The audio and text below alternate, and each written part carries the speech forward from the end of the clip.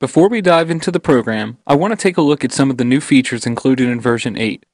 If this is your first time using the program, or maybe you just haven't used it in a while, I want you to notice some of the great changes and additions included with the program. I'll be going over some of these changes more in depth as we move along, but again, I wanted to give you some ideas about what's new in FL8 so that you can see how the program is evolving and how it continues to offer amazing new features. To begin, we have a recording filter when you right-click on the record button in the transport panel. This is a great feature because it will automatically select the proper settings to allow you to record what you want. Next, we have a new spectral setting in the monitor. You can activate this by selecting the little switch under the monitor to change displays.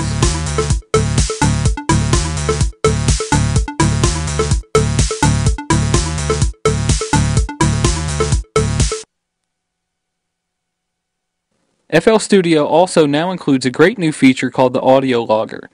This feature automatically runs in the background to record MIDI data either through a MIDI keyboard or the typing keyboard function. The buffer for this feature is 3 minutes, so basically anything you played in the last 3 minutes is automatically stored.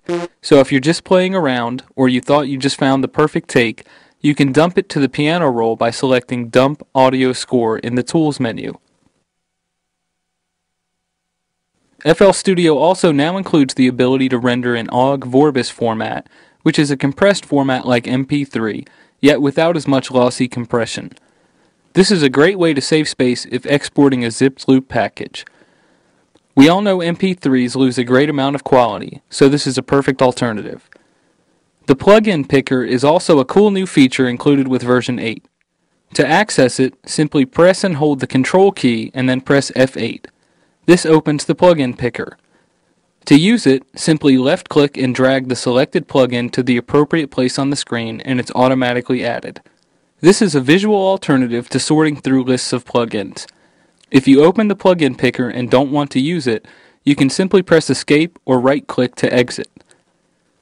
Another useful feature is the multi-link feature.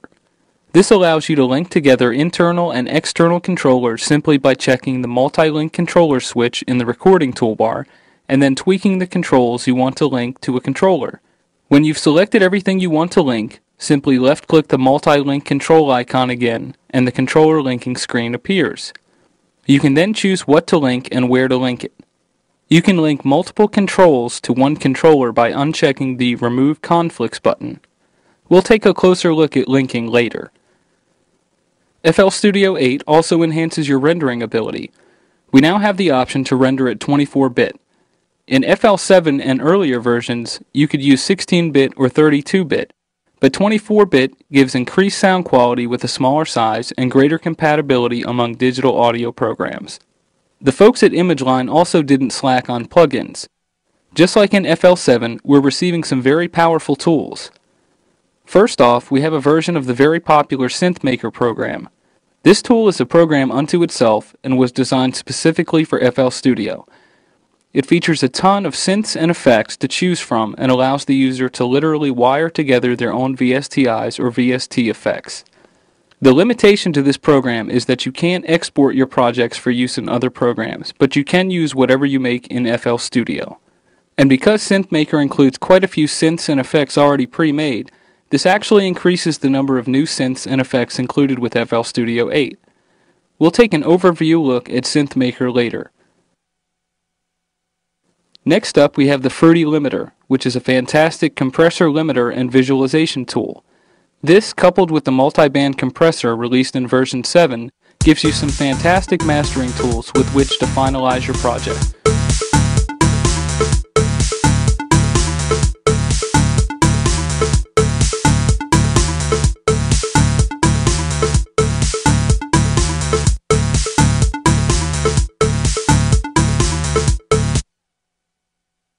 The new Wave Candy plugin is also included in the release of version 8 and gives you some very in-depth and innovative ways to view your music. You can adjust colors and sizes as well as spectral and decibel levels in order to find the perfect setup for your studio.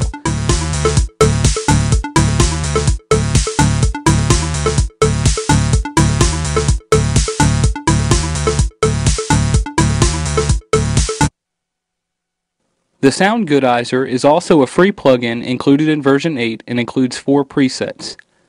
Basically, the Sound Goodizer is a limited version of the Maximus Maximizer plugin, which is also available as an add-on product from ImageLine. The Sound Goodizer adds some compression and maximization to your project. If you take a look at the Maximus demo, you can find the Sound Goodizer presets in the preset menu to take a closer look at the individual settings for each.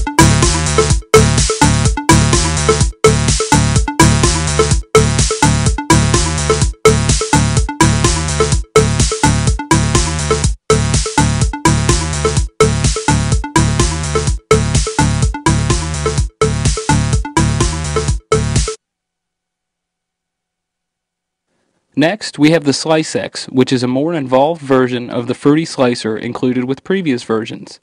The SliceX is a beat slicer which uses an advanced algorithm to cut up drum and percussion loops and reorder them, as well as time stretch them. We'll take a closer look at this feature later.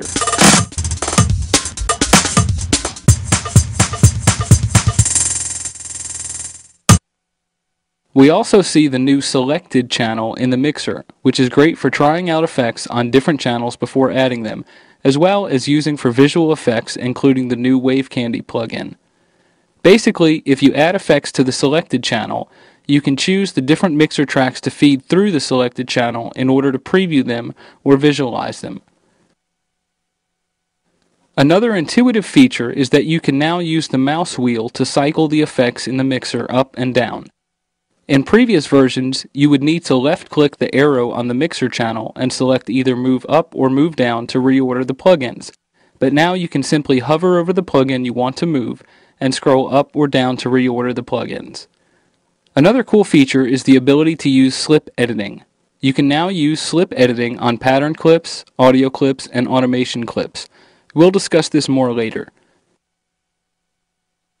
The last new feature I want to show you is for use in some plugins like the Citrus and the Love Filter.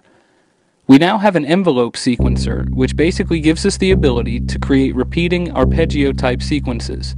To use this, you can open the menu using the little arrow icon in the envelope window and select Create Sequence. You can then draw out a sequence for the plugin to follow.